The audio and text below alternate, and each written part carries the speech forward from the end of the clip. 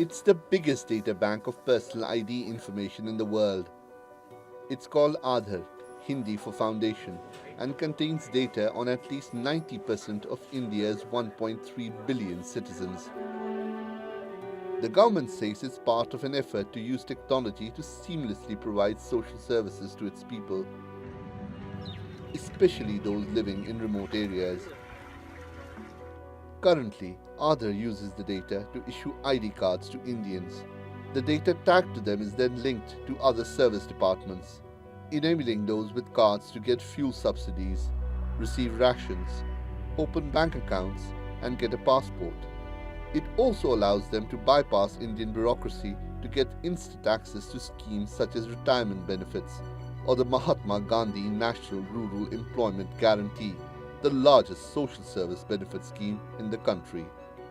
But critics say there is growing evidence that the data could be stolen and misused. A reporter from India's Tribune newspaper found that the service provided unrestricted access to details for any of the more than 1 billion Aadhaar numbers created in India thus far. That's through a bug in the system settings, which allows you to deactivate the password. The Tribune said they were able to access the data for just 500 rupees, or about $8. The authorities have since launched an investigation, but seem to be targeting the reporter who uncovered the system's vulnerability. That's prompted international groups like Human Rights Watch and Amnesty International to criticize Aadhaar, saying it could lead to millions of people being denied access to essential services and benefits in violation of their human rights, and that the government should order an independent investigation into the system. The Unique Identification Authority of India, meanwhile, maintains that its data is safe and any breaches only took place due to a fault of the user. It argues Aadhaar has brought great benefits to Indians. But many are asking, is the cost to privacy too great? Shoaib Hassan, the Newsmakers. Well, joining me now from Bangalore is Buddha Chandrasekhar. He's a political strategist for the ruling party, the BJP. And in New Delhi is journalist Shivam Vij, who's a staunch critic of the ID program. Let's try and get to the bottom of this now. Buddha, let me begin with you. This country's biometric database, is it safe and secure? Yes, it's in a way that, as we are completely digitizing the country and the way we are using the advanced technologies, the answer is yes. Because from last 35 years, we as a taxpayers paid $100,000 as a tax. And most of the tax are not reached the people who supposed to get these benefits. So the current system, the Aadhaar system, is the only way where we can transfer the benefits to the right person and by avoiding the middleman and corruption. So this is the reason, why the government is planning to implement the Aadhaar system in place. And second one, recently, if you see, because they, government is taking the continuous feedback process and they implemented the virtual ID system. So now you don't need to give away your Aadhaar number and you can straight away, generate a temporary virtual ID and you can basically do a transaction with that virtual ID for 30 minutes time. So that's the beauty of this system. Second one is, they are planning to create a facial identification system because there is a lot of loopholes in the existing or previous systems which we used to use. Like example, 130,000 goes to teachers, who never existed in this world, or using all the taxpayers' money. Okay, so you're tightening it. Okay, fair enough. So let me take that and pose it to Shivam. The government has this work in progress here. It's the best system available. It's safe and secure. Why don't you trust it? Oh, well, where does one even begin? It's the definition of unsafe and insecure. This is the world's largest biometric database that has already been breached so many times. This whole database access has been bought by a journalist in the black market for less than $10, and they want us to believe it is safe and secure. I mean, that's a joke.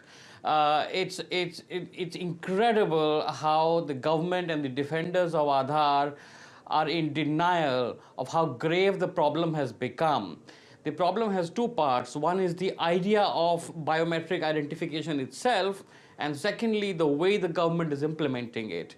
And both sets of the problem are huge problems, and the Supreme Court of India is currently going through various aspects of this problem, and I hope that Aadhaar is struck down. Okay, so Buddha, for $8, you can buy people's personal details.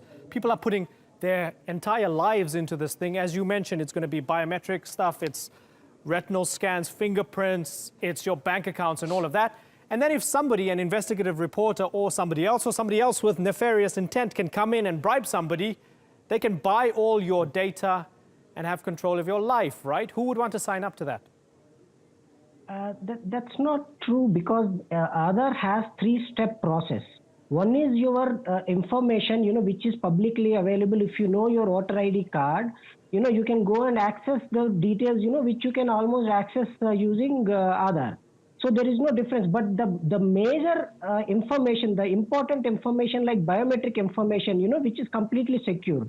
So I request, if someone feel that, it is hacked, I request them to, get their own fingerprints and show us to the entire world saying that, yeah, hey, here is my fingerprint, and, it got breached. So see, there's a lot of authenticated information, and people are claiming that, they are selling information back and forth, which is not true at all, because it's not possible to break such a system, because, it has a three-step security process in place. And the architecture is completely moving towards the blockchain.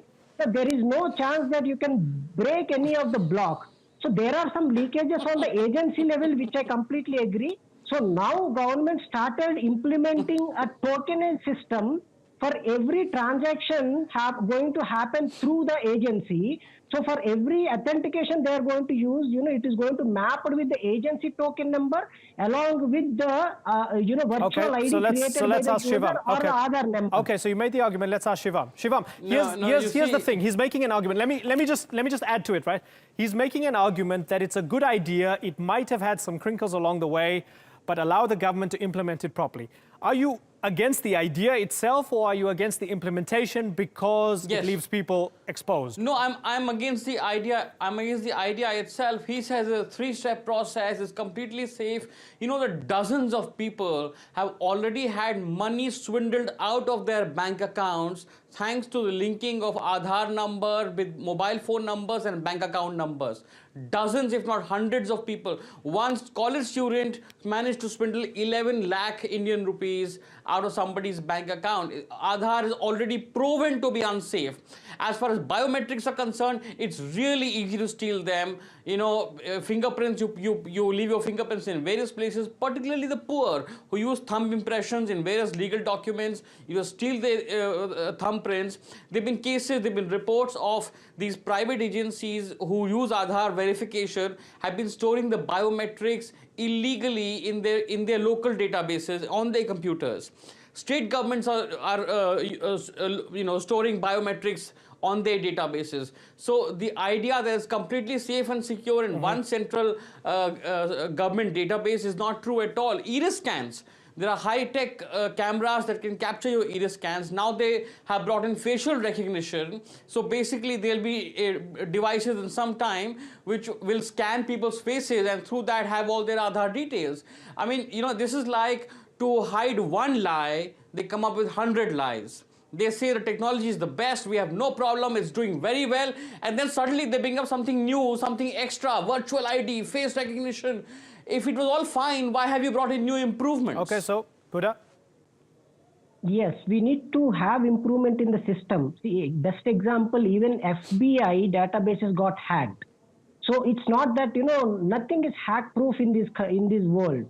So you need to continuously improve the process. Exactly. Because see, governance is nothing but improving the services. So basically, if you take the virtual ID, it only lives only for 30 minutes. After that you can't use it, and it is hiding your Aadhaar number. And second thing, I agree to disagree with him, because see, the Aadhaar is not a profile-based authenticated system. It's an identification authenticated system. It means, you can only use it for identification, not to steal any financial related information. You can't steal any financial related information using your Aadhaar. But yes, he says it has been done. He says it has happened. It's not. I mean, I'm happy if we can come back, with the proofs and, with the FIR filed by the person, who lost the money. I'm so happy, and we can have a there are so many FIRs. Please, sir, please, can you SIM please cards are cloned. Aadhaar is used to link to bank accounts. Random people call you, say, please link your bank account number with your Aadhaar number, and money is gone from your bank account. I'm happy to see it. Please show me. There's so many. Just Google. It's all there. I mean, it's amazing that you're in denial. It's amazing that you're in denial of reality. I'm not in denial. I'm not in denial. I'm in a way that just Google Aadhaar bank SIM. Just that Aadhaar bank SIM money withdrawn. Just Google this much and just see so many cases, state after state. Sir, in Delhi NCR, there are some 30 such cases every day. Every day. Okay, can you do one favor? I request this channel tomorrow or within a week. Give him 1 week's time. Ask him to come back with the FIR along with the. Well, you guys could get in touch with each other. Okay, but let me ask you a big picture question here. You guys can communicate with each other. If he has any links to send you, he can. But let me ask you a big picture question. If there are problems with it, and if it can be proven that there are a lot of problems with implementation, would you support maybe the government stepping back for a second and maybe having a bit of a moratorium on this until they sort it out? See, I have a different concern as a citizen of this country and a taxpayer. See, we gave almost 100,000 billion US dollars, as a tax, and the only 2% taxpayers are in this country. And, we expect that money to straight away reach to the need people, not to the middleman and corrupted and other illegal activity gangs. So as a citizen, I expect this system to be more stronger, and I don't mind even, crossing through 4 or 5 walls to reach my data, because, I want that system to be in place. Like, there are 1.3 billion people, already registered because they trusted the system and they trust the government. And, and people want such kind of systems. No. It's like a passport, They were forced to register. They didn't trust the system. They were forced to register. Yes, obviously, I'm even happy, if they put more authentication systems. And coming back to the villages, see, we have 650,000 villages in India. Till now, none of them are digitized. So the government already failed from the education perspective, from the healthcare perspective, from the digitization perspective, from the So they have not been digitized, but you want to force them to use biometrics. Sir, biometrics, authentication with servers needs digitization, it needs electricity. There are villages, they don't have those things. The government infrastructure is not in place. You are, you're running ahead of time that way. Okay, I'll let that be the final word. Okay, Buddha and Shivam, listen, I wish we could go on. Listen, I apologize, Buddha. And I apologize, Shivam. Yeah. I have to move on. But I thank you both for joining us here on the Newsmakers.